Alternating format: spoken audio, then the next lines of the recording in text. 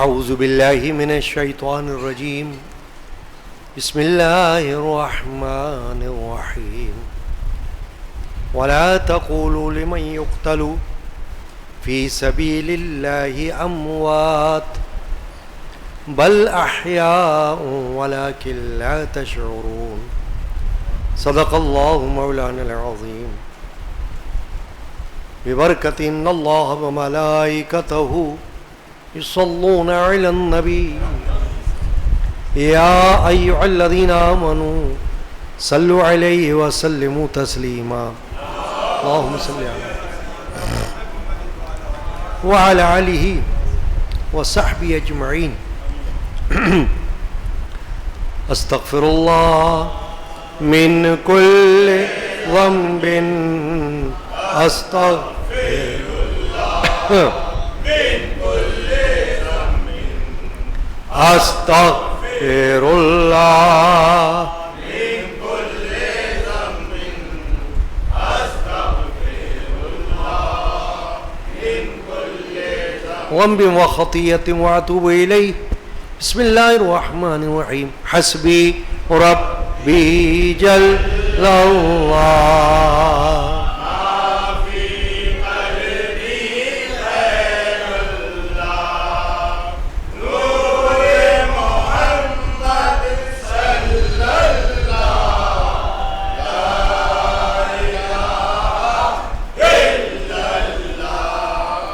حسبی ربی جل اللہ ما فی قلبی غیر اللہ نور محمد صلی اللہ لا الہ الا اللہ عرض غلام فقیر ہے اب رحمت اللہ داخل رحمت ہو ہم سب ذکر قبول ہو یہ رب لا الہ الا اللہ حسبی ربی جل اللہ ما فی قلبی غیر اللہ نور محمد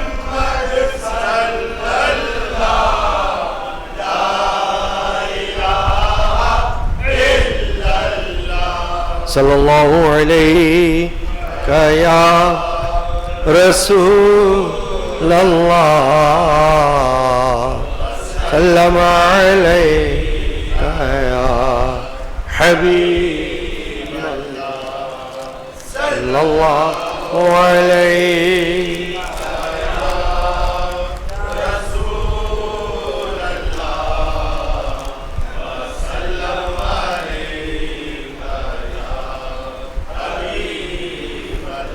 دائما شان عثمان پہ لاکھوں سلام دائما شان عثمان پہ لاکھوں سلام دین حق کے نگہباں پہ لاکھوں سلام دین حق کے نگہباں پہ خلد میں جو رفیق نبی جی بنے روح جنت بداماں پہ لاکھوں سلام دائما شان عثمان پہ دین حق کے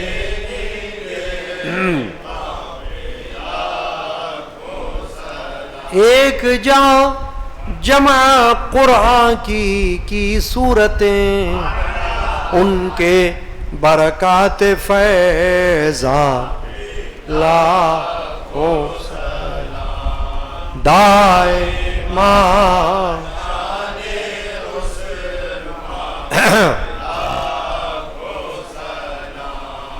دین حق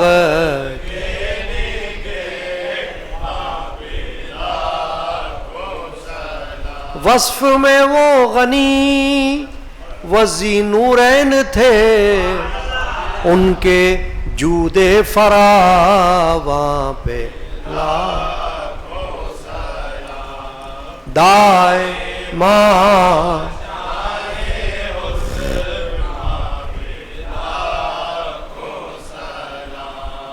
دین حق کے نگہباں پہ، جن کے گھر میں نبی کی تھی 2 بیٹیاں، ان کے گھر کی ہر ایک آنکھ پہ لاکھوں سلام دائماں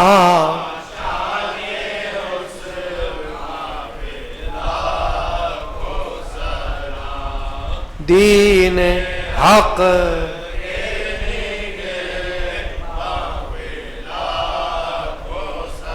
جن سے کرتے تھے سارے فرشتے حیا،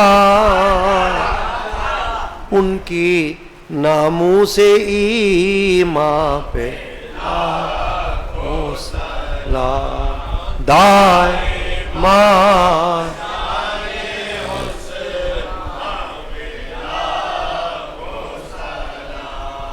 دین حق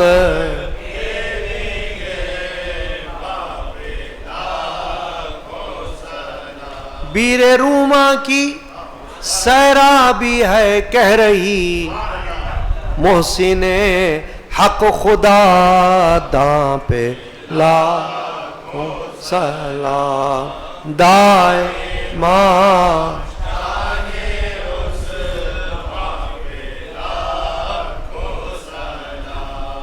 دین حق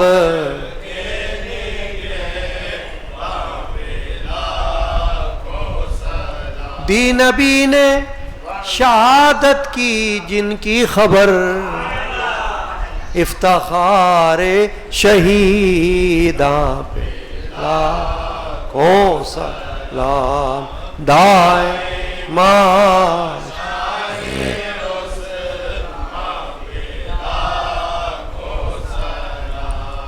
دین حق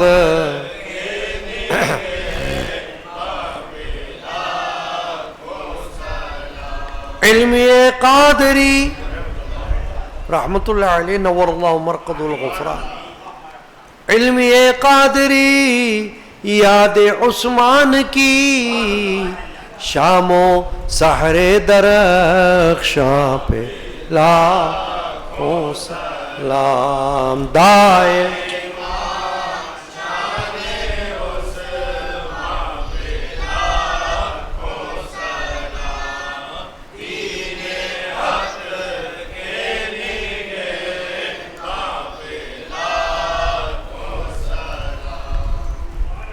رسول پاک پہ بھیجائے خدا درود و سلام، علی و فاطمہ حسن و حسین پر بھی مدام،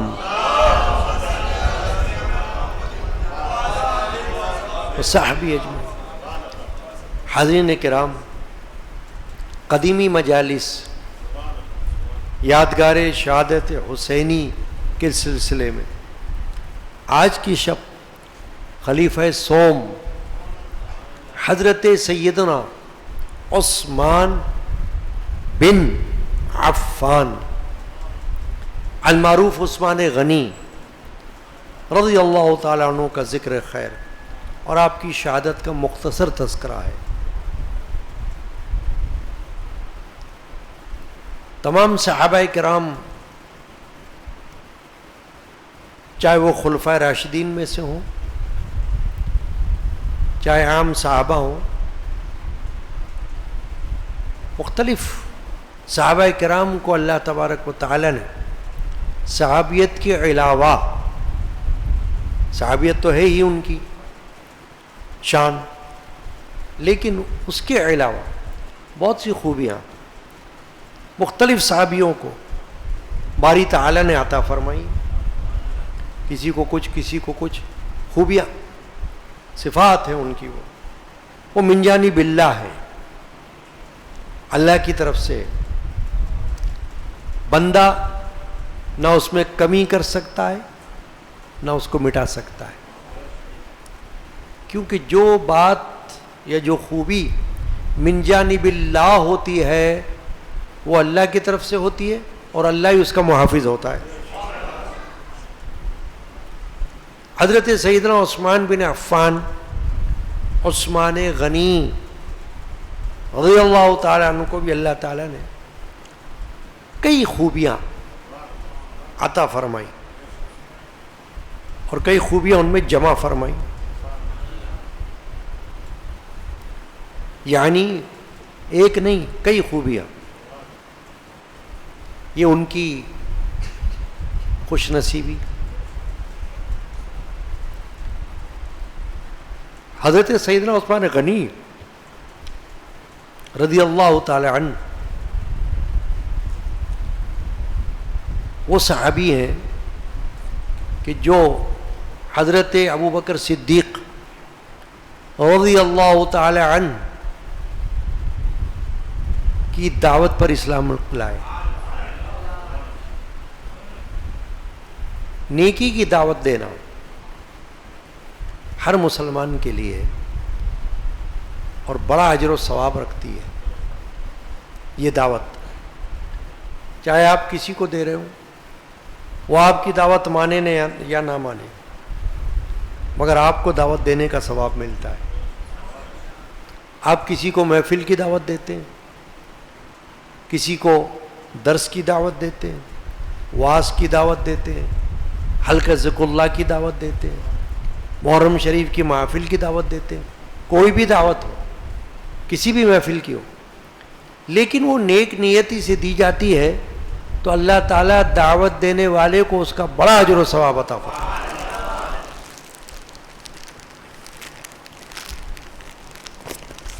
وہ اجر و ثواب ضائع نہیں جاتا، کیونکہ باری تعالیٰ کی طرف سے دعوت پر کوئی عمل کرے نہ کرے یہ اس کا اور اللہ کا معاملہ ہے، مگر دعوت دینے والا اپنی دعوت کا ثواب پاتا ہے۔ چنانچہ حضرت سیدنا ابوبکر صدیق نے بھی دعوت دی عثمان غنی کو کہ اسلام لے آؤ۔ ان کے دل میں اللہ نے ایمان کی محبت پیدا فرمائی اور وہ ایمان لے آئے۔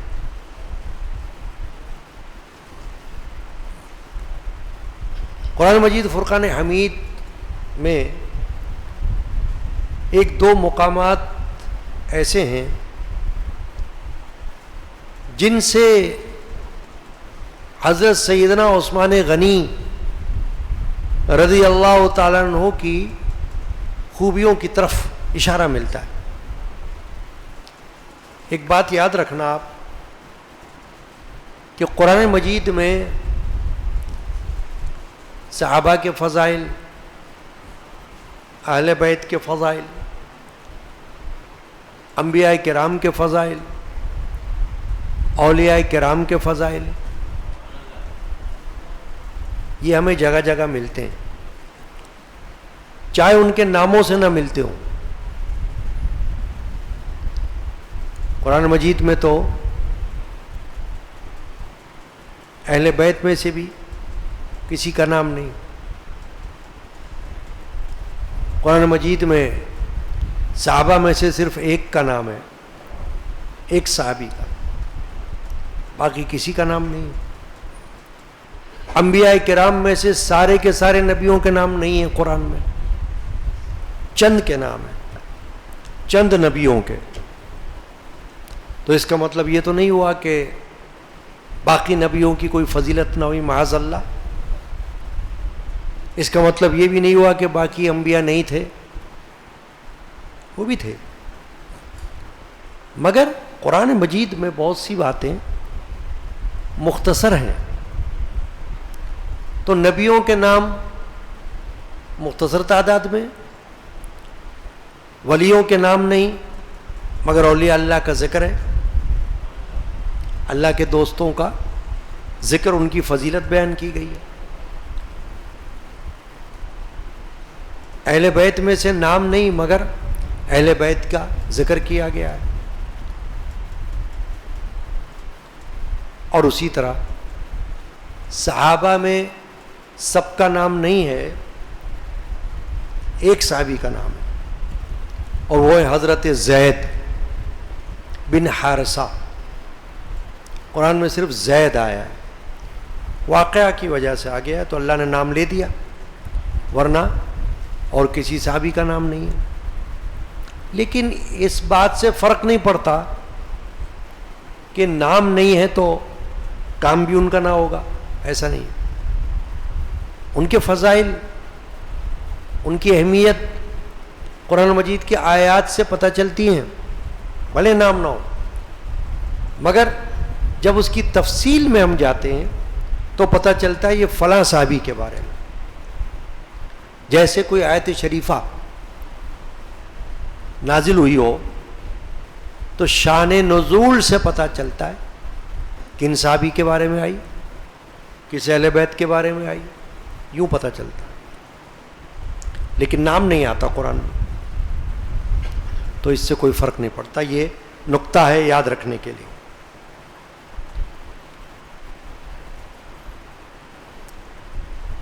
تو صحابہ کرام رضی اللہ عنہم اجمعین میں عثمان غنی رضی اللہ تعالیٰ نے ایک ایسے صحابی ہیں کہ جن کی شان قرآن مجید کی آیت شریفہ سے پتہ چلتی, کیونکہ جو واقعہ ہے, جس واقعے کے بارے میں آیت نازل ہوئی, اس سے معلوم ہو گیا کہ حضرت عثمان غنی کی شان, ان کی صفات, ان کی خوبیاں ایسی ہیں. کیا؟ ایک آیت کریمہ ہے, آیت نمبر 10 26واں پارہ سورۃ الفتح, اس میں ارشاد باری تعالی ہے ان الذین یبایعونک انما یبایعون اللہ. وہ جو تمہاری بیعت کرتے ہیں اے رسول, وہ جو تمہاری بیعت یعنی جو صحابہ آپ سے بیعت کرتے ہیں, انما یبایعون اللہ, وہ تو اللہ ہی سے بیعت کرتے ہیں. ید اللہ فوق ایدیہم, ان کے ہاتھوں پر اللہ کا ہاتھ ہے. فمن نکث فإنما ينكث على نفسه, تو جس نے عہد توڑا اس نے اپنے بڑے عہد کو توڑا. ومن اوفى بما عاهد عليه الله فسيؤتيه اجرا عظيما, اور جس نے پورا کیا وہ عہد جو اس نے اللہ سے کیا تھا تو بہت جلد اللہ اسے بڑا ثواب دے گا. اب اس آیت شریفہ کا شان نزول ہے, یعنی موقع ہے اس کا خاص. اسی طرح ایک اور آیت شریفہ ہے قرآن مجید کہ اسی پارے 26ویں پارے کی اور اسی سورۃ الفتح کی آیت نمبر 18, جس میں اللہ نے فرمایا لقد رضی اللہ عن المؤمنین, بے شک اللہ راضی ہوا ایمان والوں سے. اذ یبایعونک تحت الشجرۃ, جب وہ اس پیڑ کے نیچے تمہاری بیعت کرتے تھے اے رسول صلی اللہ علیہ وسلم. فعلم ما فی قلوبہم, تو اللہ نے جانا جو ان کے دلوں میں ہے. فانزل السکینۃ علیہم, تو ان پر اطمینان اتارا. واصابہم فتحا قریبا, اور انہیں جلد آنے والی فتح کا انعام دیا.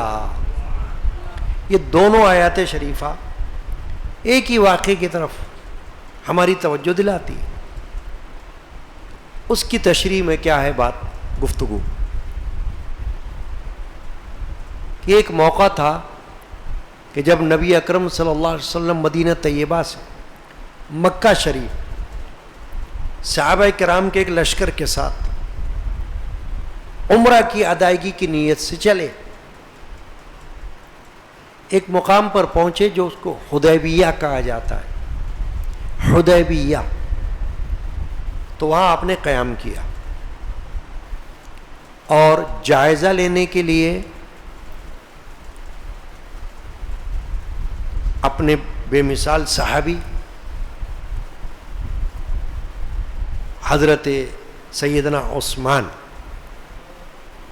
بن عفان، عثمان غنی کو بھیجا کہ جا کر مکہ میں حالات کا جائزہ لو اور دیکھو کہ وہاں مسلمان کتنی تنگی میں ہیں، یہ بھی دیکھ کے آؤ.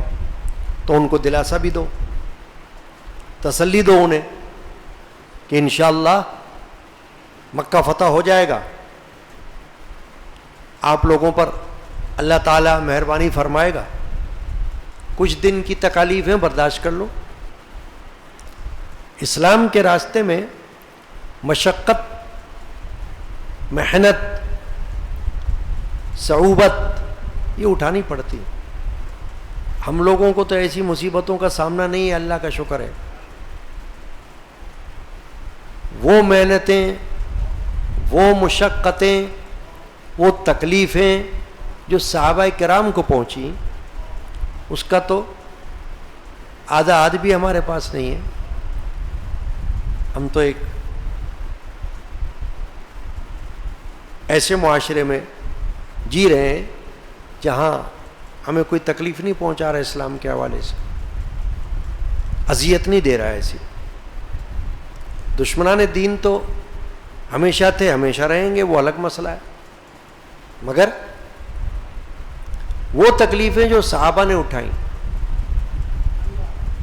وہ تو وہی اٹھا سکتے تھے، ان پر اللہ کی مہربانی تھی. تکلیف آئی تو اللہ ہی ان کو صبر بھی عطا کرنے والا تھا. انہوں نے صبر کیا تو صبر کا پھل پایا. چنانچہ نبی اکرم علیہ الصلوۃ والسلام نے عثمان غنی کو بھیجا. کہاں؟ مکہ شریف. حالات کا جائزہ لو اور ان کو یہ بھی کہو کہ محمد صلی اللہ علیہ وسلم اپنے ساتھیوں کے ساتھ، صحابہ کے ساتھ عمرہ ادا کرنے کے لیے اور کعبۃ اللہ کا طواف کرنے کے لیے آ رہے ہیں، آنا چاہتے ہیں، اور یہ چاہتے ہیں کہ تم کوئی رکاوٹ نہ ڈالنا، تم کوئی گڑبڑ نہ کرنا، ہم تو عمرہ کرنے کے لیے آ رہے ہیں. تو عثمان غنی رضی اللہ تعالیٰ عنہ چلے گئے، کیونکہ آپ کے تعلقات وہاں تھے تو اس لیے حضور نے آپ کو بھیجا. جب سیدنا عثمان غنی رضی اللہ عنہ نے وہاں جا کر یہ پیغام پہنچایا تو وہ اکڑ گئے. قریش، مشرکین، کافر، انہوں نے کہا ہم نہیں آنے دیں گے، وہ واپس چلے جائیں، بعد میں دیکھ لیں گے، ابھی ہم ان کو اجازت نہیں دے سکتے. تو چونکہ کفار کا غلبہ تھا، مکہ ابھی فتح ہوا نہیں تھا، تو انہوں نے یہ کہا کہ ہم آنے نہیں دیں گے. عثمان غنی رضی اللہ تعالیٰ عنہ وہاں موجود تھے مکہ میں، ان کے پاس مایوس ہو گئے. جب واپس آنے لگے تو کفار مشرکین نے ان سے یہ کہا، ایسا کرو آپ تو آ ہی گئے ہو نا، وہ تو ابھی آئے نہیں ہیں، نہ ان کو ہم آنے کی اجازت دے رہے ہیں، مگر آپ آ گئے ہو تو آپ ایسا کرو کہ کعبہ شریف کا طواف کر لو، محروم نہ جاؤ، طواف کعبہ کر کے پھر آپ جاؤ. عثمان غنی نے جواب دیا کہ اگر محمد صلی اللہ علیہ وسلم کو اجازت نہیں آنے کی اور حضور طواف نہیں کر رہے تو میں بھی طواف نہیں کروں گا. یہ آداب میں سے ہے. اب یہ شعور تو عثمان غنی جانتے تھے نا, ہر بندہ تو نہیں یہ پہچان سکتا اس بات کو کہ ان کو تو اجازت مل رہی تھی بیت اللہ شریف کا طواف کرنے کی یا عمرہ کرنے کی, وہ کر سکتے تھے, مگر آپ نے منع کیا. کہا اگر اللہ کے رسول کو طواف نصیب نہیں ہوگا اور وہ نہیں آ سکیں گے تو عثمان بھی کعبۃ اللہ کا طواف نہیں کرے گا. اب جو وہاں ان کو دیر ہوئی تو افواہ ایک اڑ گئی کہ شاید عثمان غنی کو شہید کر دیا انہوں نے, کفار نے ان کا کام پورا کر دیا شاید. تو صحابہ بھی تھوڑے سے رنجیدہ ہوئے اور حوصلہ ان کا ٹوٹنے لگا. اس وقت ایک درخت کے نیچے جو درخت وہاں پر موجود تھا, پیڑ, اس کے نیچے سرکار دو عالم صلی اللہ علیہ وسلم نے ایک بیعت لی. جو صحابہ موجود تھے یہاں نبی کریم صلی اللہ علیہ وسلم کے پاس, وعدہ, بیعت کا معنی ہوتا ہے وعدہ. یہ جو ہم بیعت کرتے ہیں نا پیر و مرشد سے, تو بیعت کا معنی ہے عہد, پرومس, وعدہ, یہ اس کا معنی عربی میں. اور بیعت نکلا ہے بیع سے, بیع. امام علیہ سنت اعلیٰ حضرت سے سوال کیا گیا کہ جو بیعت ہم کرتے ہیں اس کا معنی مفہوم ہے کیا؟ فرمایا یہ بیعت کا لفظ بیع سے نکلا ہے اور بیع کا معنی ہے بک جانا. تو گویا کہ مرید اپنے پیر کے ہاتھوں پر بک گیا ہے, یعنی ان کی مرضی کے تابع ہو گیا. یہ ہے مطلب. تو حضور اکرم صلی اللہ علیہ وسلم نے بیعت لی تو اللہ تعالیٰ نے, وہ بیعت کیا تھی کہ جہاد ہوگا, اگر کفار مشرکین ہمیں اجازت نہیں دیں گے تو پھر ہمیں جنگ کرنا پڑ جائے گی. تو بیعت لی.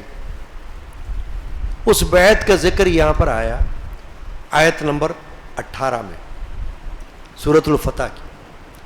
وہ کیا آیا؟ لقد رضی اللہ عن المؤمنین, بے شک اللہ راضی ہو گیا ہے ایمان والوں سے. یعنی جتنے صحابہ بیعت کے لیے وہاں موجود تھے اس درخت کے نیچے, اللہ نے ان کو بشارت دے دی اور ان کو مومنین کا لقب دے دیا, ایمان والے. تو اب صحابہ کے بارے میں اگر کوئی بکواس کرے تو گناہ کیوں ہوگا کہ اللہ نے ان کو ایمان والے فرمایا ہے, مومنین, یعنی ان کی قدر و منزلت اللہ نے یہ بیان فرمائی. تو اگر کوئی صحابہ کی شان میں گستاخی کرے گا تو گویا وہ گناہ کا مرتکب ہوگا, حرام کا, بے ادبی کا مرتکب ہوگا, کیونکہ اللہ نے ان کو ایمان والے قرار دیا. وہ صحابہ ہی تو تھے.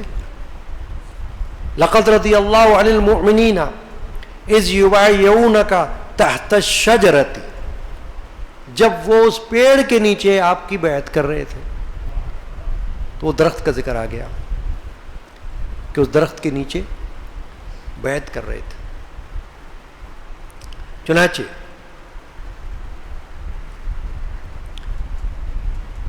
فرمایا فعلم ما فی قلوبہم, اللہ نے جان لیا جو ان کے دلوں میں, ان کے دل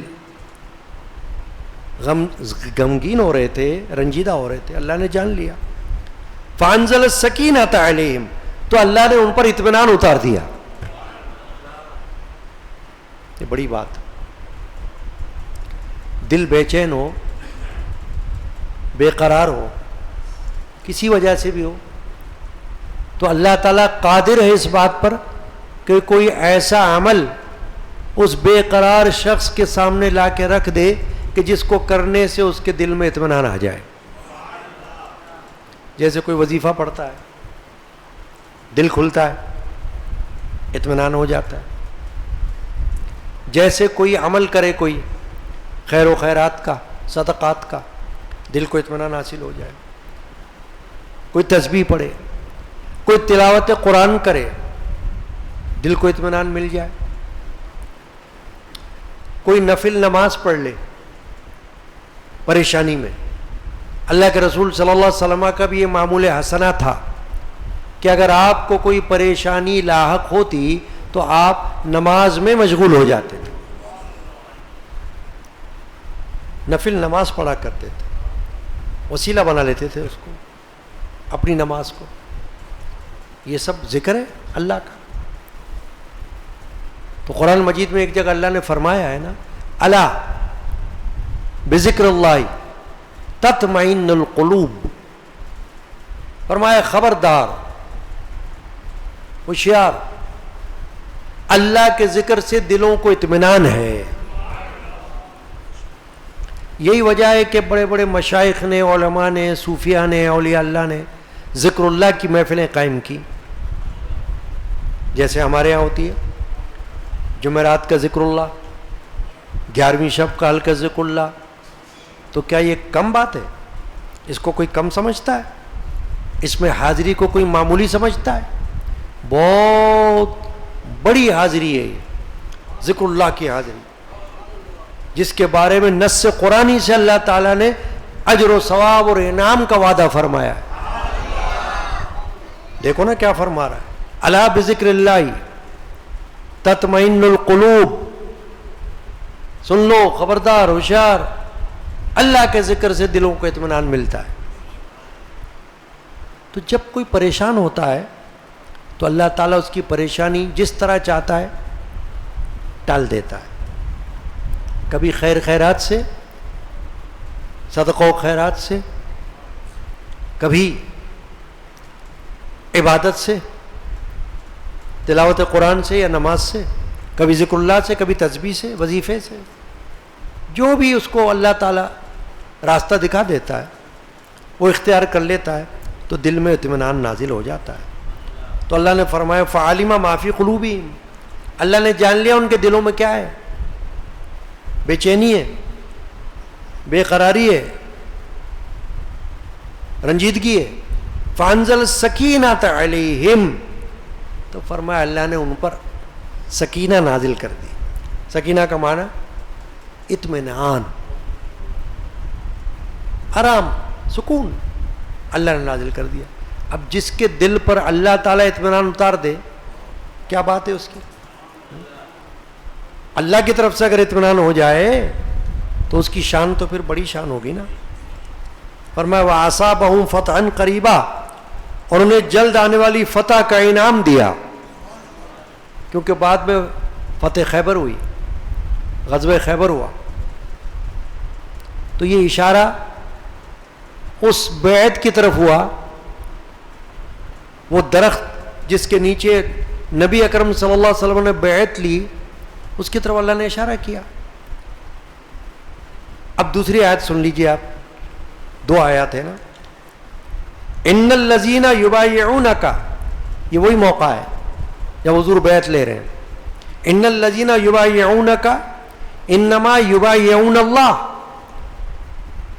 وہ بے شک وہ لوگ جو آپ کی بیعت کرتے ہیں وہ تو اللہ ہی سے بیعت کرتے ہیں. یعنی اللہ نے فرمایا کہ بظاہر تو اے میرے حبیب محبوب، اے نبی رسول، ان کے سامنے کون ہے؟ آپ ہیں. اللہ نہیں ہے ان کے سامنے، آپ ہیں. آپ سے بیعت کر رہے ہوں، آپ کا ہاتھ اپنے ہاتھوں میں لے رہے ہیں. مگر اللہ نے یہ فرما دیا کہ اس کی شان کیا ہے، اس ہاتھ کی. نبی و رسول کے دست مبارک کی شان کیا ہے؟ انما یبایعون اللہ. یہ ایسی شان ہے کہ وہ آپ سے بیعت نہیں، وہ تو اللہ سے بیعت کر رہے ہیں. اللہ نے آپ کو اپنا نمائندہ بنایا ہے، زمین میں آپ کو اپنا خلیفہ بنایا ہے، اپنا نبی بنا کر بھیجا ہے، اپنا رسول بنا کر بھیجا ہے، پیغمبر بنا کر بھیجا ہے، قوم کا پیشوا بنا کر بھیجا ہے. تو آپ کے ہاتھ پر جو وہ بیعت کر رہے ہیں تو اس کی شان ایسی ہے جیسے وہ اللہ کے ہاتھ پر بیعت کر رہے ہیں. یعنی ان کو کم نہیں سمجھنا چاہیے اس ہاتھ کو. کس ہاتھ کو؟ کون سے ہاتھ کو؟ رسول اللہ صلی اللہ علیہ وسلم کے دست مبارک کو معمولی نہیں سمجھنا چاہیے.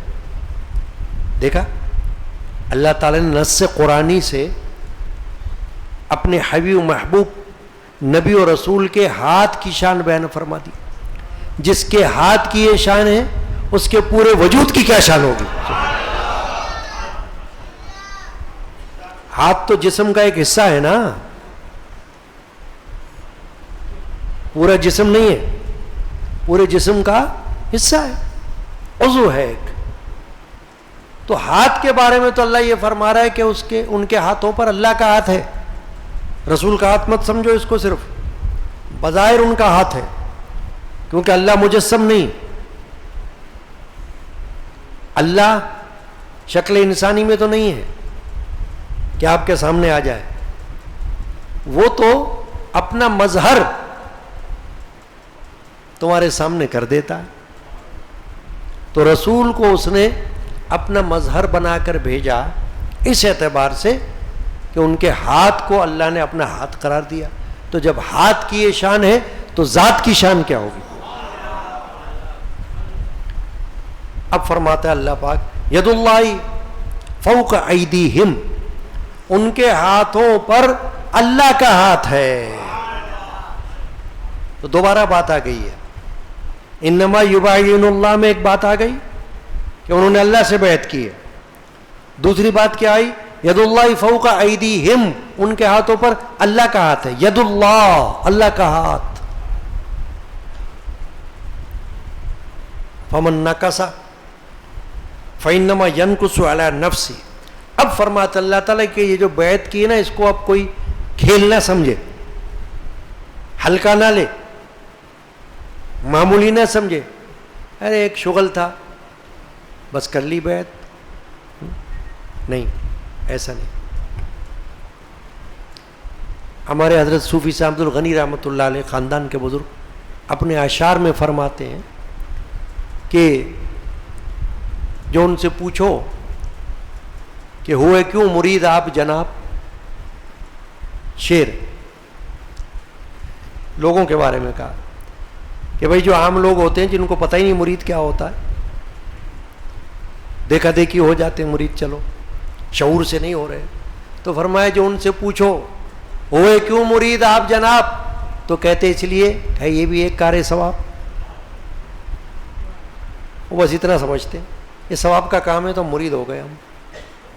وہی ثواب تو واقعی ہو سکتا ہے، ہوگا، کیونکہ اللہ کے لیے اگر بیعت کر رہے ہوگے تو ثواب ہوگا. مگر ثواب کے علاوہ بھی بہت ساری فضائل ہیں، اس کے بہت سارے لوازمات ہیں، بہت سارے آداب ہیں، بہت ساری شرائط ہیں. ان کو ملحوظ رکھنا ہے.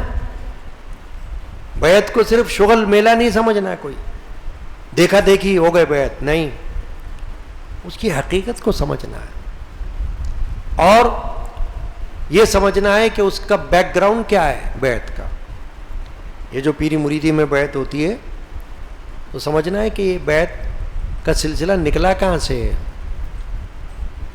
تو مفسرین قرآن مجید کے اور صوفیاء کرام، علماء کرام یہ فرماتے ہیں کہ جو مشائخ نے روحانی بیعت کا سلسلہ جو رکھا ہے دنیا میں، وہ اسی حوالے سے رکھا ہے کہ قرآن مجید میں بیعت کا ذکر آ گیا.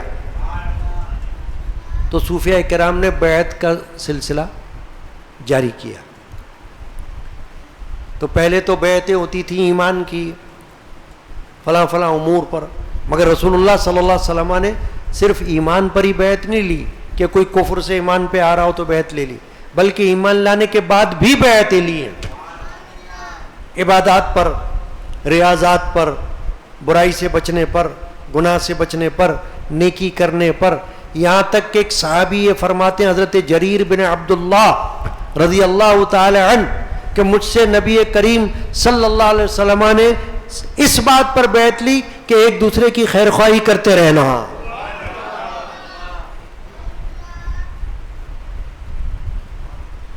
دیکھا آپ نے کس بات پر بیعت لی؟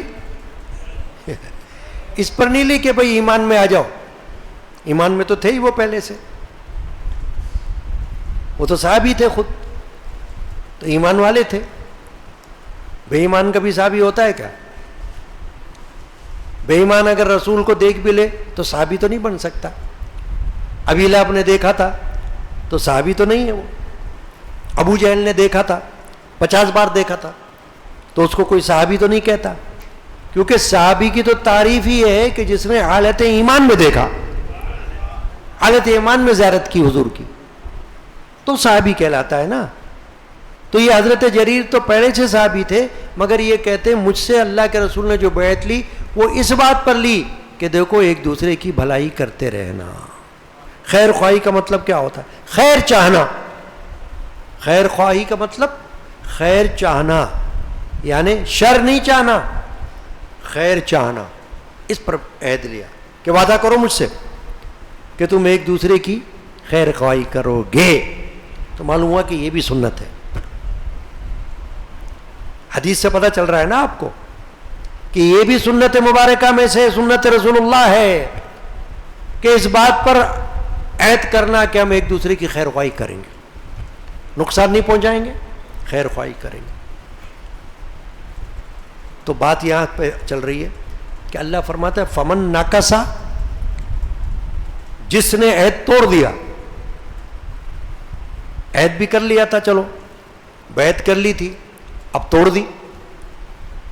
فَإِنَّمَا يَنْكُسُ عَلَى نَفْسِهِ، تو فرمایا اس نے اپنے لیے عہد توڑا، اپنا نقصان کیا اس نے. اللہ کا نقصان نہیں ہو رہا ہے اس میں، نہ رسول کا ہو رہا ہے. رسول کے ہاتھ پہ بیعت کر کے بھی کوئی بیعت توڑ دے تو رسول کا کچھ نقصان نہیں. حدیث میں یہ بھی یہ واقعہ کہ کسی نے بیعت کر کے توڑ بھی دیا بیعت، تو جب وہ مرا، حدیث پاک میں یہ واقعہ موجود ہے، وہ شخص جس نے بیعت توڑ دی تھی کہ میں نے جو عہد کیا تھا میں توڑ رہا ہوں، توڑ دیا. حضور نے فرمایا جا اللہ کے سپرد. اب جب توڑ دیا تو جب وہ مرا تو حدیث پاک میں کہ زمین نے اس کو، جب اس کو کھڈے میں دفنایا تو زمین نے اس کو نکال کے باہر پھینک دیا. یعنی زمین بھی قبول کرنے کے لیے تیار نہیں ہوئی کہ نکل یہاں سے، دفع ہو. یہ حدیث میں واقعہ موجود ہے.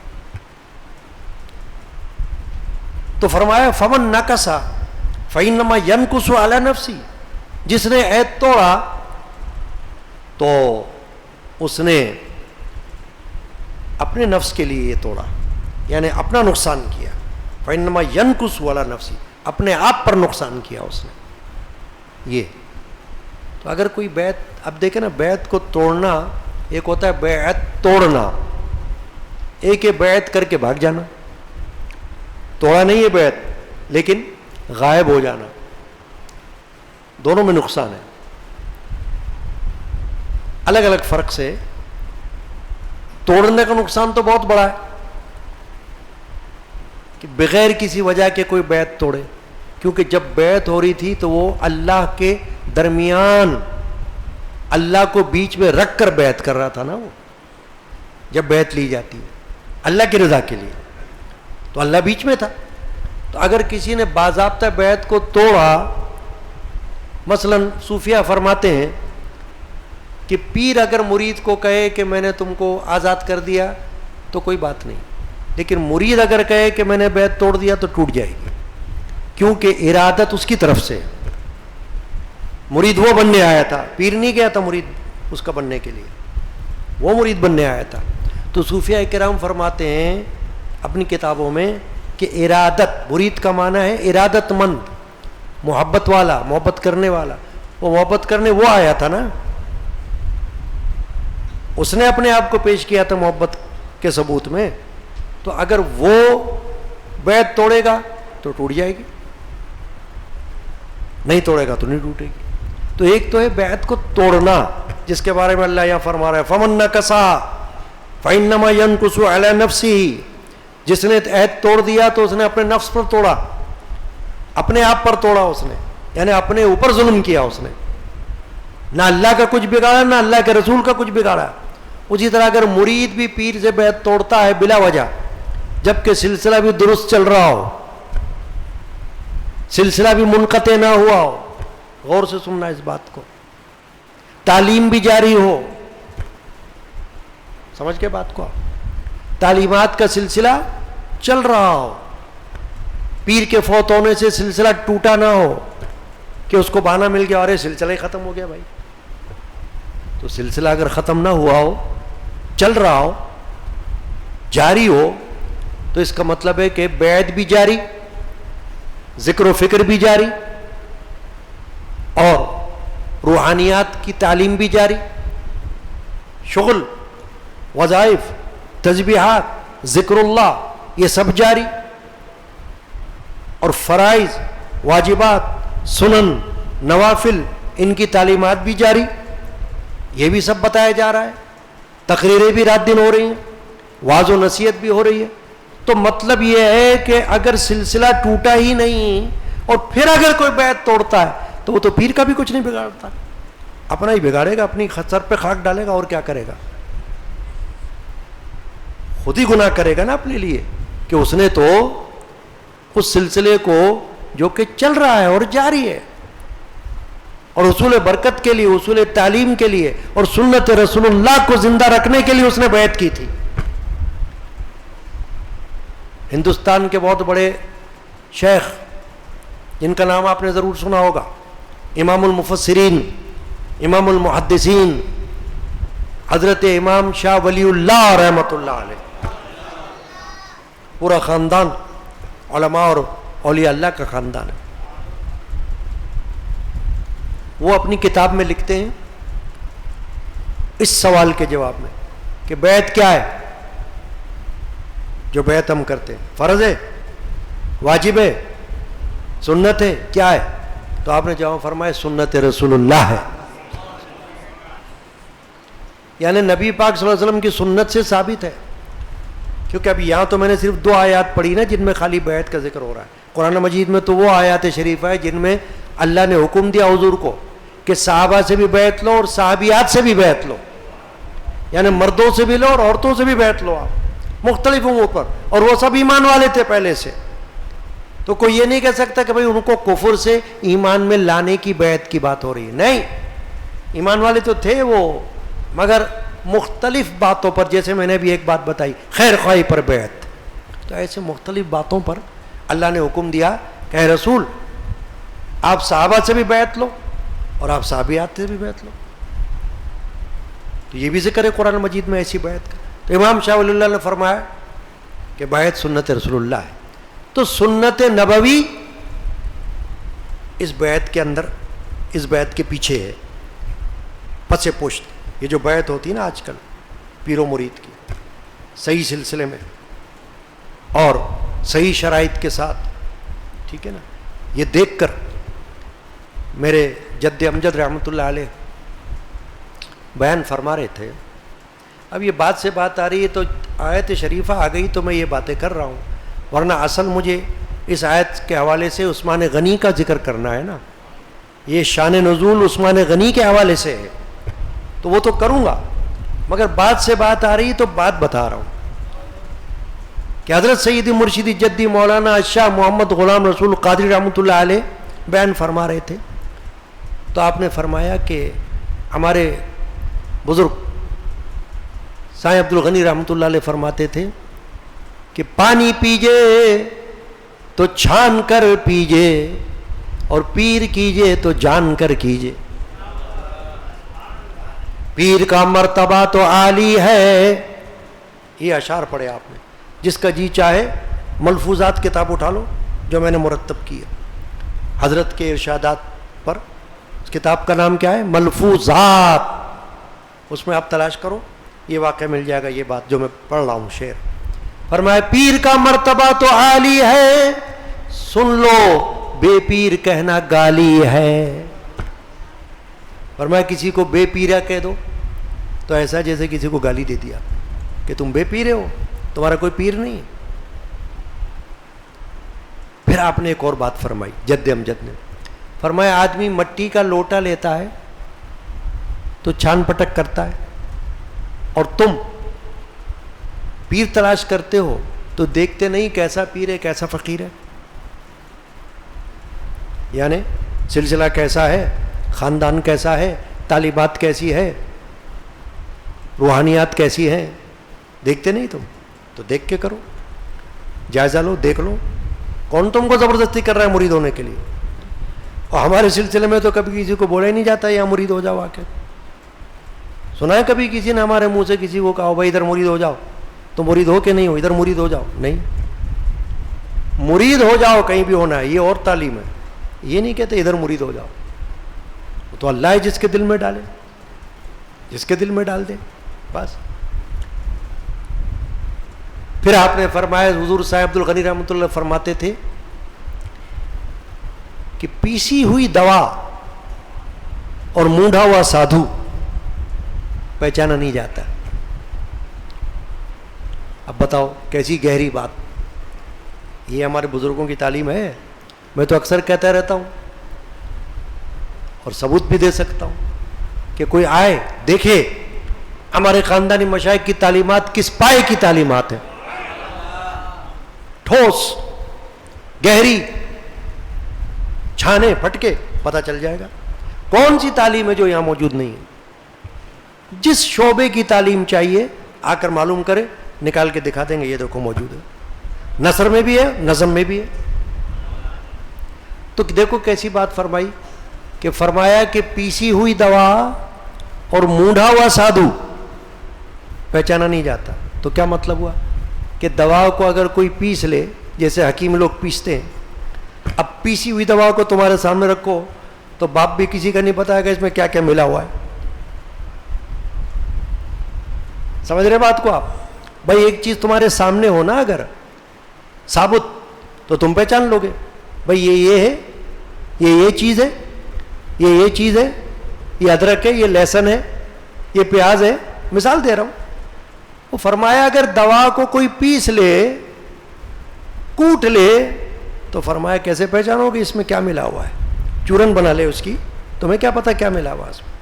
اور اس مونڈھا ہوا سادھو کا ہندو اگر چوٹی کو اپنے مونڈ لے تو تم کو کیسے پتا چلے گا ہندو ہے کہ مسلمان ہے؟ کیا چہرے پہ لکھا ہوا اس کے؟ وہ تو اپنی چوٹی سے پہچانا جاتا ہے. سادھو جو ہندوؤں کے سادھو ہوتے ہیں وہ چوٹی رکھتے ہیں, پورے گنجے ہوں گے مگر چوٹی رکھیں گے. تو فرمایا اسی طرح پیر کو بھی دیکھنا ہے کہ کیسا ہے, کیسا پیر, کیسا فقیر.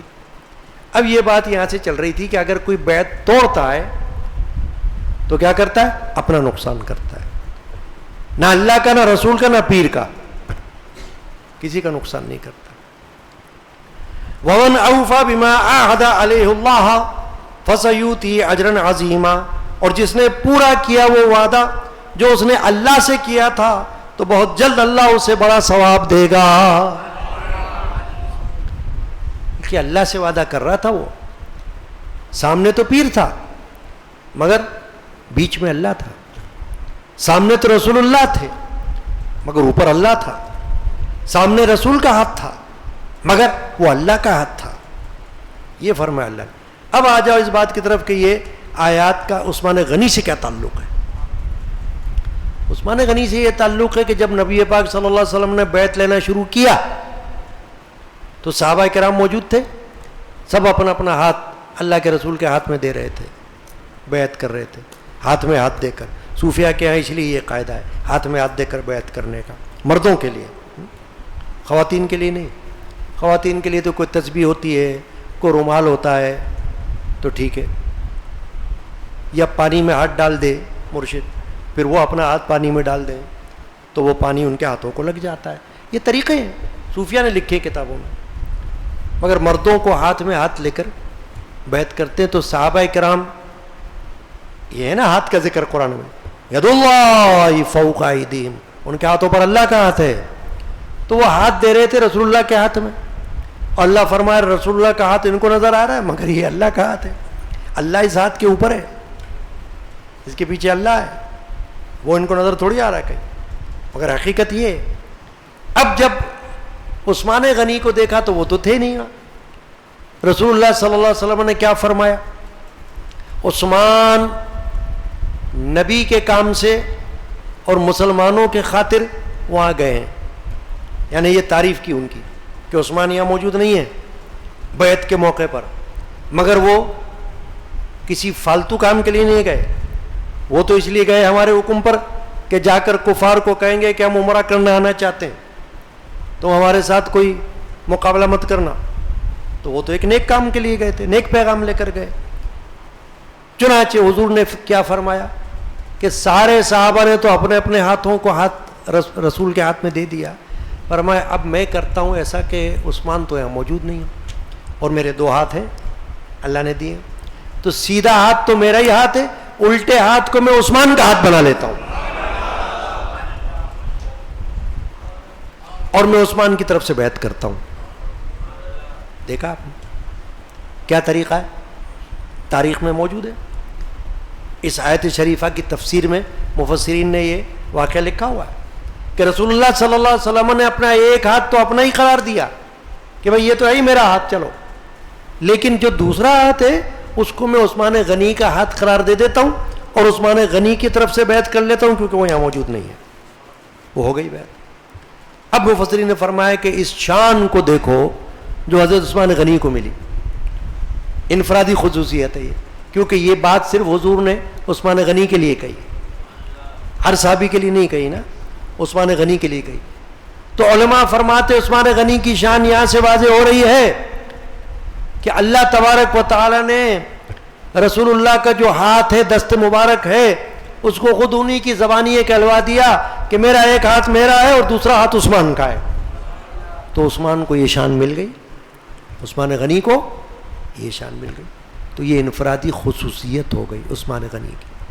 اب وہ ہاتھ، اب دیکھ لو آپ، وہ ہاتھ رسول کا جس کو اللہ فرما رہا ہے یہ اللہ کا ہاتھ ہے، تو اللہ کا ہاتھ جو ہے اللہ نے حضور کے ہاتھ کو اپنا ہاتھ قرار دے دیا، اس اپنے ہاتھ کو حضور نے فرمایا یہ عثمان کا ہاتھ ہے۔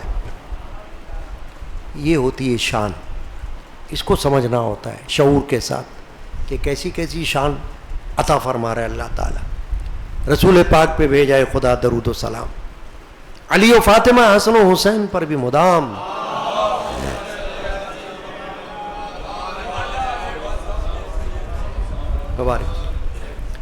اب وقت مختصر ہے ورنہ تو اور بھی شانیں ہیں عثمان غنی رضی اللہ عنہ کی، موضوع یہ ہے ہمارا عثمان غنی کی انفرادی خصوصیات۔ چلو ایک خصوصیت اور ہے، ویسے تو بہت سی ہیں، ایک تو یہ خصوصیت ہو کہ جو آپ نے سنی بیعت کی، رسول کا ہاتھ عثمان کا ہاتھ، خصوصیت ہو گئی نا۔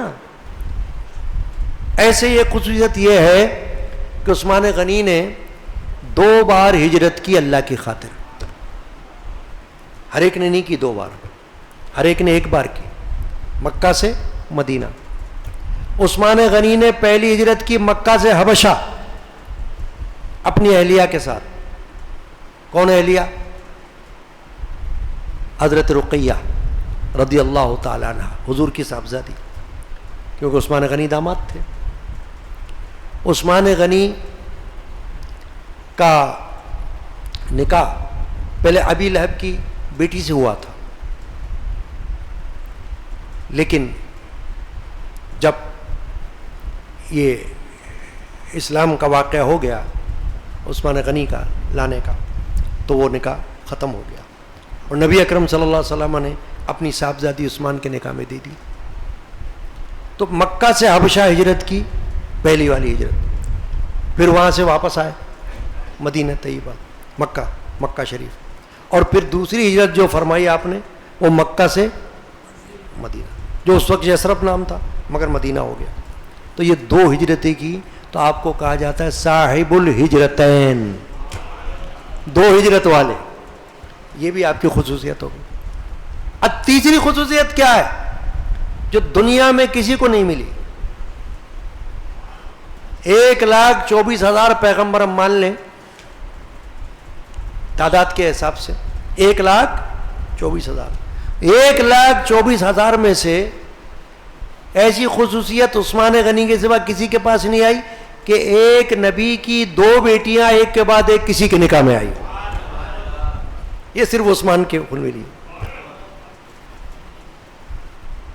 دیکھو نا، حضرت علی کی خصوصیت یہ ہے کہ بی بی فاطمہ نکاح میں آئی، مگر ایک بیٹی آئی نا. حضرت علی کی نکاح میں ایک بیٹی آئی، عثمان غنی کے نکاح میں 2 بیٹیاں آئیں. اور رسول اللہ نے اپنی خوشی سے دی. کیا کوئی زبردستی کی؟ نہیں. حضرت رقیہ کو نکاح میں دیا، غزوہ بدر کا موقع تھا، رقیہ بیمار ہو گئیں، مجاہدین اسلام جا رہے تھے غزوہ بدر کے لیے. عثمان غنی نے عرض کیا یا رسول اللہ میں بھی شامل ہوں. فرمایا نہیں. کیوں؟ فرمایا یہاں رہو، اپنی زوجہ کی تیمارداری کرو، بیوی کے پاس رہو، آپ کا رہنا ضروری ہے. تو فرمایا تو عرض کیا تو میں تو جہاد سے محروم ہو جاؤں گا. فرمایا نہیں، جہاد سے محروم نہیں ہوگے. رسول کا حکم ماننا یہ بھی جہاد ہے. شعور پیدا کرنا چاہیے ہمیں، ہر بات کے لیے ایک شعور ہوتا ہے. رسول اللہ اگر کوئی حکم دے دیں تو پھر کون سا جہاد، کہاں کا جہاد؟ جو حکم دے دیں وہی جہاد ہے. مسلمان تو یہ ہے نا، پھر ایمان تو اس کا نام ہے کہ اللہ اور اللہ کا رسول جو حکم دے دے بس وہی جہاد ہے ہمارے لیے. تو ٹھہر گئے.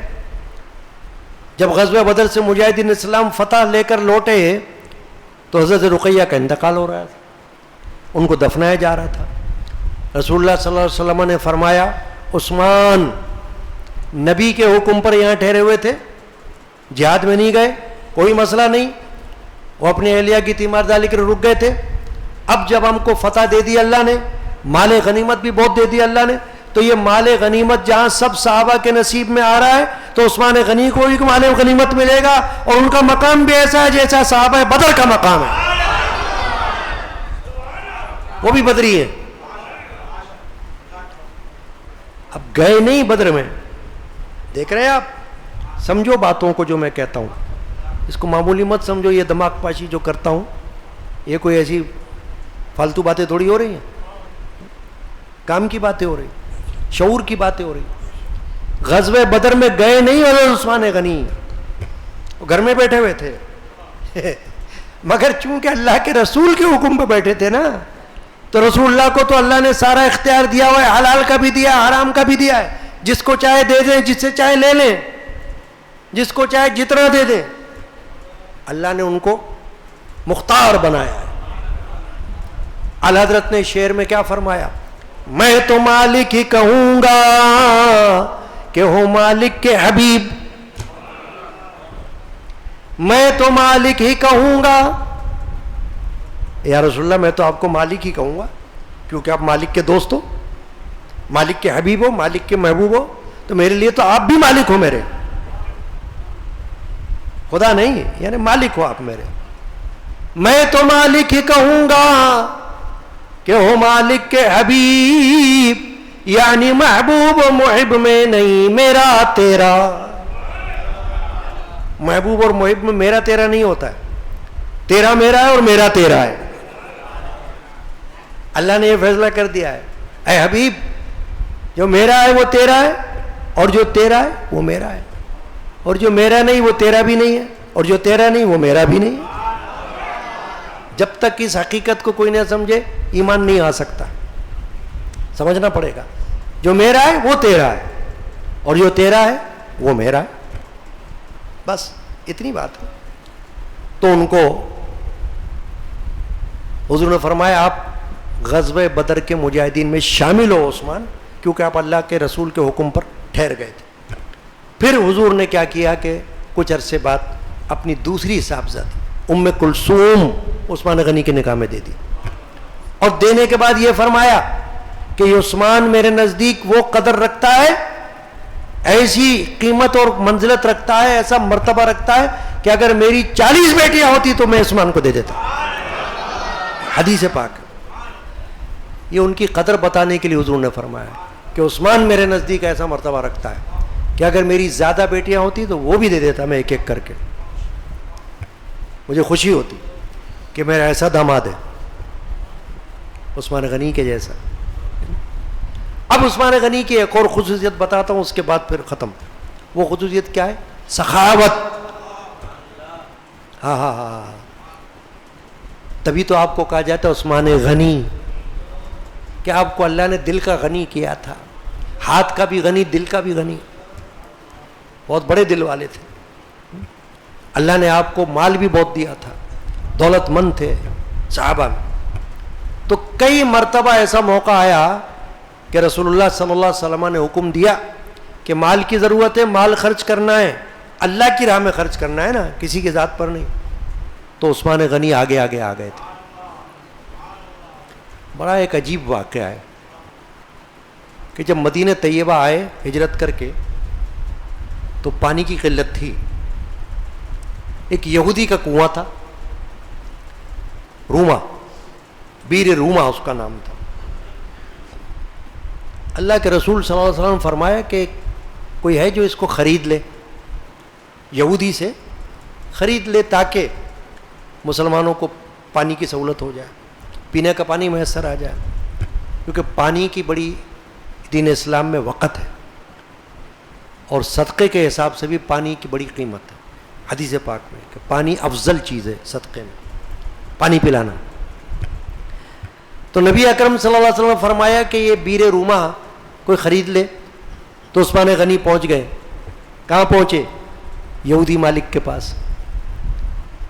کنواں خریدنا ہے. اس نے کہا کنواں تو میں ایک شرط پہ بیچتا ہوں.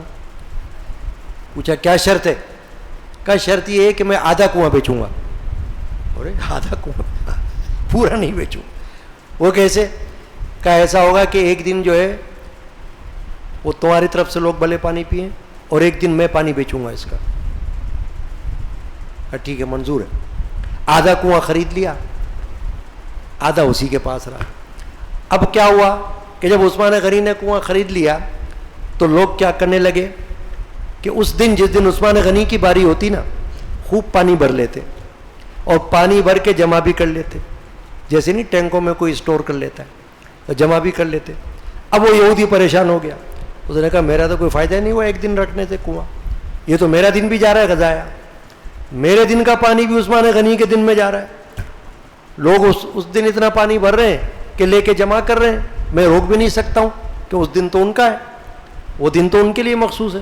مگر لوگوں نے یہ کام شروع کر دیا کہ پانی کو جمع کر رہے ہیں تو میرا کوئی فائدہ نہیں. تو اس نے عثمان غنی کو کہا ایسا کرو، یہ جو آدھا کنواں میں نے اپنے لیے رکھا تھا یہ بھی تم خرید لو. عثمان غنی نے اور پیسے دیے، درہم 8,000 درہم دے دیے، پہلے 12,000 دیے تھے، اور پورے کے پورا کنواں خرید لیا اور فرمایا کہ یہ اہل اسلام کے لیے وقف ہے، اللہ کی راہ میں، اللہ کی راہ میں وقف ہے. سب پئیں، اللہ کے رسول پئیں، صحابہ پئیں، سب پئیں. بیر روما. تو ایک تو یہ ان کی خصوصیت ہے.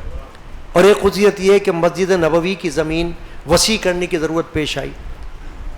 زمین تنگ ہو رہی تھی تو وہ بھی ایک ملکیت تھی کسی کی. عثمان غنی نے پیسے دیے اور دے کر اس کی زمین لے کر مسجد میں شامل کر لی تاکہ مسجد وسیع ہو جائے، توسیع ہو جائے. یہ بھی ان کا کارنامہ ہے. ایسے تو بہت سے کارنامے ہیں. یہ بھی آپ نے سنا ہوگا کہ حدیث پاک میں ہے کہ حضور نے غزوہ تبوک کے موقع پر اعلان کیا کہ ساز و سامان چاہیے جہاد کا. کون کھڑا ہوتا ہے؟ عثمان غنی کھڑے ہو گئے. یا رسول اللہ میں 100 اونٹ دیتا ہوں اللہ کی راہ میں، سامان کے ساتھ دیتا ہوں، خالی نہیں، سامان کے ساتھ. حضور نے فرمایا ٹھیک ہے. اور اعلان فرمایا کون دیتا ہے؟ اور پھر کھڑے ہو گئے. یا رسول اللہ 200 اونٹ دیتا ہوں. پھر حضور نے اعلان فرمایا، پھر کھڑے ہو گئے. یا رسول اللہ 300 اونٹ پیش کرتا ہوں اور سامان کے ساتھ پیش کرتا ہوں. اب حضور نے ان کو بشارت سنائی حدیث پاک میں. کیا بشارت سنائی؟ آج کے بعد عثمان غنی کا کوئی عمل، کوئی کام ایسا نہیں ہوگا جو ان کو نقصان پہنچانے والا ہو. ان سے کوئی عمل ایسا ہوگا ہی نہیں جو ان کے لیے شر بنے یا ان کے لیے نقصان والا بنے. اللہ کی بارگاہ میں ان کو نقصان نہیں ہوگا ان کے کسی عمل سے. اللہ نے ان کو پاک کر لیا. محفوظ کر لیا. رسول پاک پہ بھیجائے خدا درود و سلام. علی و فاطمہ حسن و حسین پر بھی مدام.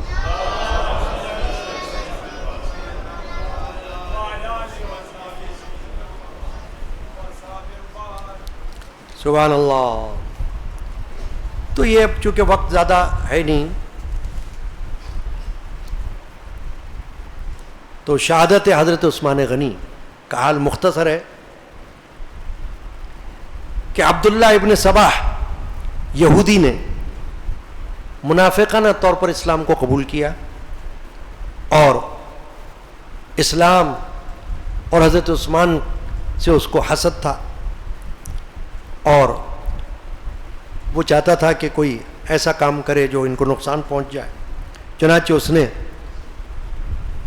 لوگوں کو عثمان غنی سے باغی کرنا شروع کر دیا. کچھ باتیں بتا کر, کچھ باتیں پھیلا کر, افواہیں پھیلا کر عثمان غنی کے بارے میں لوگوں کو بغاوت پر آمادہ کر لیا اور لوگ بغاوت پر یا بلوا پہ آمادہ ہو گئے. چنانچہ خفیہ سازشوں اور باغیانہ تحریکوں کا جال پھیلا کر عثمان غنی کے خلاف بغاوت اس نے کرائی. بصرے, کوفے اور مصر سے 12,000 باغیوں کا لشکر حج کے بہانے مدینہ طیبہ میں داخل ہوا اور مصر کے حاکم کو بدلنے کا بہانہ کر کے سیاسی اقتدار بروئے کار لانے کی ناپاک کوشش کی اور لوگوں کو اپنے ساتھ ملا لیا. روایت ہے کہ جب محاصرہ ہونے لگا آپ کے گھر کا تو حضرت علی کرم اللہ وجہ نے حضرات حسنین علیہ السلام کو, امام حسن اور امام حسین, اور اپنے وفادار غلام قمبر کو عثمان غنی کی حفاظت کے لیے مسلح کر کے بھیجا اور طلحہ اور زبیر نے بھی اپنے بیٹوں کو وہاں بھجوایا. لیکن باغیوں نے حملہ کیا اور کسی طرح سے ایک تو پانی بند کر دیا کہ کوئی چیز کھانے کی پینے کی پہنچ نہیں سکتی تھی. اس وقت حضرت عثمان غنی نے اپنے گھر کی چھت پہ کھڑے ہو کر ان کو ایک نصیحت کی, واعظ کیا کہ اے لوگو, کیا تمہیں وہ میری خدمات یاد نہیں؟ بیر روما والی, کنواں خریدنے والی, مسجد نبوی میں توسیع کرنے والی, مجاہدین اسلام کے لیے جنگ کا جہاد کا سامان اونٹ دینے والی اور سخاوت, یہ ساری چیزیں تم بھول گئے ہو میری جو میں نے اللہ کی راہ میں کی ہیں. رسول اللہ صلی اللہ علیہ وسلم نے جس کی تصدیق کی تم بھول گئے ہو اور تم یہ فعل اور یہ عمل کرنے پر آمادہ ہو گئے. تو انہوں نے حجت تمام کرنے کے لیے خطاب کیا, مگر سب کچھ کرنے کے باوجود بلوائیوں نے عثمان غنی کے چھت پر, گھر پر کود کر اندر ان کے گھر میں داخل ہوئے. اس وقت حضرت عثمان غنی رضی اللہ تعالی عنہ قرآن مجید کی تلاوت میں مشغول تھے اور نفلی روزے کی حالت میں بھی تھے. تو اس وقت آپ کے پاس آپ کی اہلیہ حضرت نائلہ رضی اللہ تعالی عنہ ان کے ساتھ تھی موجود. تو جب تلواروں سے انہوں نے حملہ کرنا شروع کیا تو حضرت نائلہ نے تلوار پکڑا اپنے ہاتھ سے تو ان کی انگلیاں بھی کٹیں اور عثمان غنی رضی اللہ تعالیٰ عنہ کو انہوں نے تلوار کے وار کر کے شہید کیا اور آپ کا خون اس قرآن مجید پر گرا جس کی آپ تلاوت فرما رہے تھے. تو اس وقت یعنی کہ ماہ ذیلحج کا مہینہ تھا, جمعہ کا دن تھا اور آپ کی عمر شریفہ تھی 82 سال, 82, یعنی ضعیف تھے آپ. 11 برس 11 مہینے 8 دن آپ کا دور خلافت رہا اور آپ جو ہے وہ شہید ہو گئے. ان للہ و انا الیہ راجعون. رسول پاک پہ بھیجائے خدا درود و سلام.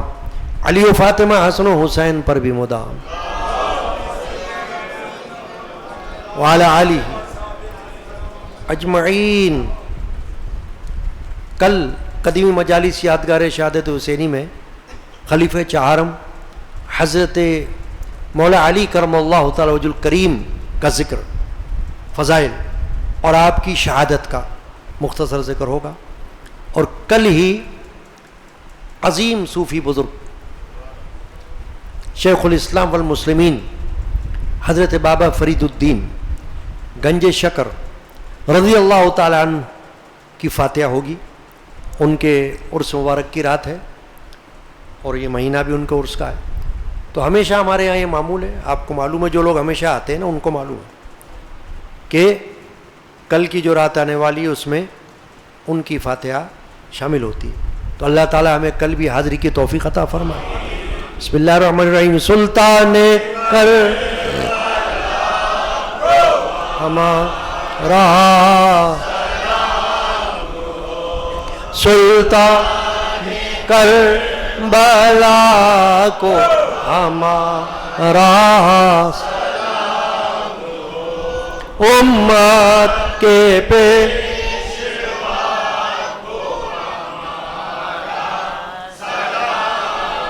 رحمت خدا کی شاہ شہیداں کی روح پر ملت کے مقتدا کو ہمارا سلطان کربلا کو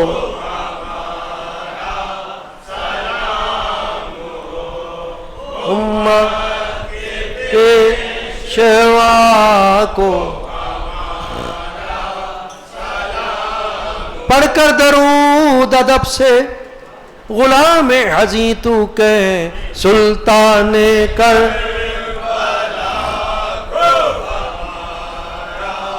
سلام ہو.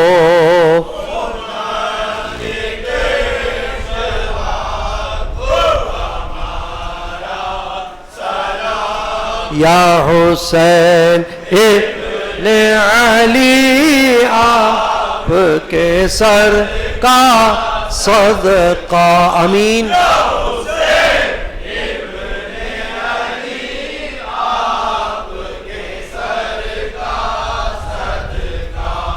آپ کے جو دو سخا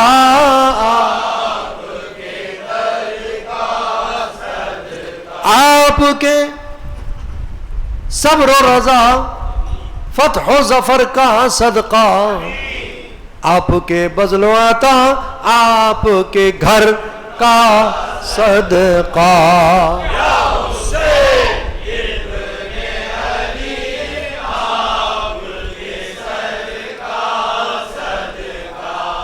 آپ کے جو دو سخا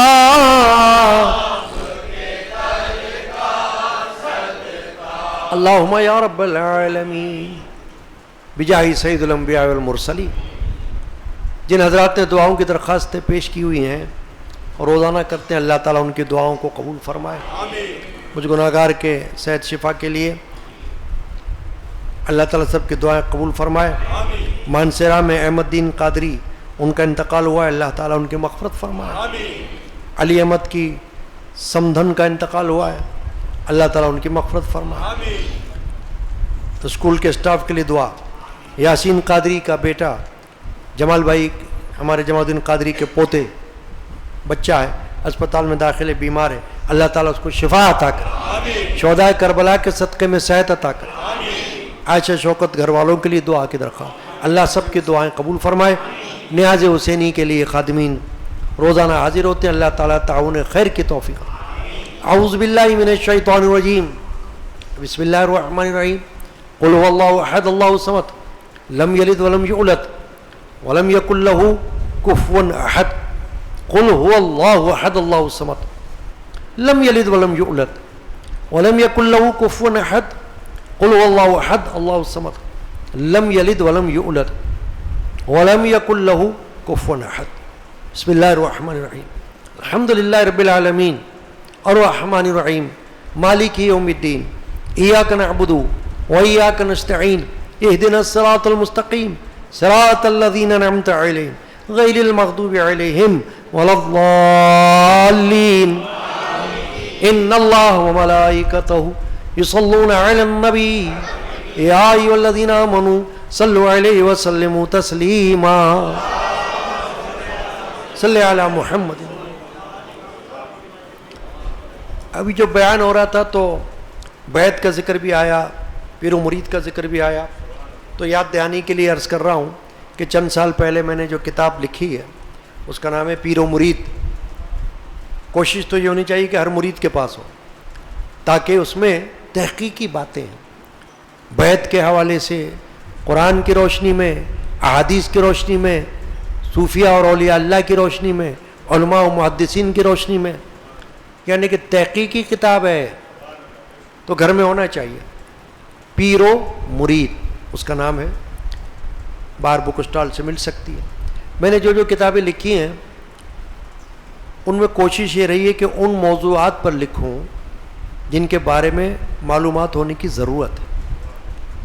مثلا میں نے تعویذات النبی کتاب لکھی، اس کے اندر قرآن، حدیث، بزرگان دین کے ارشادات کی روشنی میں جائز تعویذات کا ثبوت موجود ہے، تاکہ جو مطلق انکار کرتے ہیں نا، جیسے وہابی قسم کے لوگ، ان کا توڑ. تحقیقی کتاب ہے، وہ بھی ہونی چاہیے آپ کے پاس. یہ میری کتاب ہے اولیاء اللہ کے خواب، کئی سال پہلے لکھی تھی. اس میں ایسے نامور اولیاء اللہ کے خوابوں کو جمع کیا گیا ہے کہ جن کو سن کر اور پڑھ کر آپ کو عقائد کا پتہ چلتا ہے کہ اللہ والوں کو خواب جو آتے ہیں وہ کیسے کیسے آتے ہیں. تو آپ کو خوابوں سے بھی عقیدہ اہل سنت کا پتہ چلتا ہے. تو میں نے اسی لیے ان کو جمع کیا، اولیاء اللہ کے خواب. پھر میں نے قرآن مجید کی 114 سورتوں کی آخری آیات کو جمع کیا، 114 آیات کو، اور وہ کتاب ہے موجود، وہ بیماروں پر شفا کے لیے پڑھنے کے لیے. تو کتاب نافعہ، وہ کتاب بھی آپ لے سکتے ہو. اس میں سپارے کی طرح اگر کوئی شدید بیمار ہو تو بزرگوں نے، علماء نے فرمایا کہ 114 آیتیں پڑھ کر دعا کرو اس کے لیے. تو وہ کتاب بھی موجود ہے. اسی طرح اور بھی کتابیں ہیں. سندھ کے اکابرین قادریہ کی علمی اور دینی خدمات پر ضخیم کتاب ہے. اس میں ہمارے خاندان کے سارے بزرگوں کے بھی حالات ہیں اور دیگر بزرگوں کے، کراچی اور اندرون سندھ کے بزرگوں کے حالات، وہ بھی کتاب ہے. اور بھی ہیں. چنانچہ پڑھنے کا شوق ہو تو پھر اچھی بات ہے. اللہ تعالیٰ توفیق عطا کرے. بسم اللہ الرحمن الرحیم. اللہم صلی علی سیدنا محمد وعلی آلہ وصحبہ اجمعین. یا اللہ، سورہ فاتحہ، سورہ اخلاص، درود شریف، تلاوت قرآن پاک، آیت شریفہ، احادیث شریفہ، بیان سب قبول فرما، نظر و نیاز قبول فرما. حضور نبی کریم رحمۃ اللہ عالمین شافی المذنبین صلی اللہ علیہ وسلم کی بارگاہ اقدس میں نظر فرما. صحابہ کرام، اہل بیت عظام، تابعین، تبع تابعین، اولیاء کاملین رضی اللہ عنہم اجمعین کی بارگاہ میں نظر فرما. سیدنا عثمان غنی رضی اللہ تعالیٰ عنہ کی بارگاہ اقدس میں نظر کر. سیدنا عبد القادر جیلانی غوث العظم ہوئے سبحانی رضی اللہ عنہ کی بارگاہ میں نظر فرما. ہمارے تمام مرشدان عظام کی ارواح پاک کو ثواب پہنچے. ہمارے عزیز و اقارب، پیر بھائیوں بہنوں کی ارواح کو ثواب پہنچے اور ہم سب کے نام اعمال میں اجر و ثواب داخل کر. یا اللہ، ہماری حاضری کے وسیلے سے ہمارے چھوٹے بڑے، کھلے چھپے گناہوں و خطاؤں کو بخش دے، نیکیوں کی توفیق عطا کر، نفس امارہ کو پاک اور زیر فرما، بے روزگاروں کو حلال رزق عطا کر، تمام بیماروں کو شفا عطا کر. اے اللہ، جو چھوٹے بڑے جن کے لیے عرض کیا گیا ہے خصوصاً ان سب کو یا اللہ شفا عطا کر. یا اللہ، فرزانہ اور ان کی صاحبزادی بیمار ہیں، ان کو شفا عطا کر. خیر النساء قادری، ان کی آنکھوں میں نور عطا فرما، روشنی عطا فرما. یا اللہ ان کی بینائی کو بحال فرما. آمین. اے اللہ پاک، اپنے فضل و کرم سے یاسین قادری کا بچہ جو بیمار ہے اس کو شفا عطا کر، اور جو بیمار ہیں اسپتالوں میں یا گھروں میں میں حاضر غائب تمام اہل حلقہ کا یہ نیت کرتا ہوں، یا اللہ ان بیماروں کو شفا دے، آمین۔ مجھ گناہگار سمیت سب کو شفا دے، جو بے اولاد ہے ان کو نیک اولاد عطا کر، نیک تندرست اولاد نرینہ عطا کر، اور جو بچے بچیاں ان کے گھروں کو آباد کر۔ شہدائے کربلا کے صدقے میں ہر بچی بچے کو نیک رشتے عطا کر، آنے جانے والوں کو حفظ امان میں رکھ، ملک شہر کی حفاظت فرما، فتنہ فساد کو دور فرما۔ صلی اللہ تعالی علی سیدنا محمد وعلی آلہ وصحبہ اجمعین برحمتک یا ارحم الراحمین بحق لا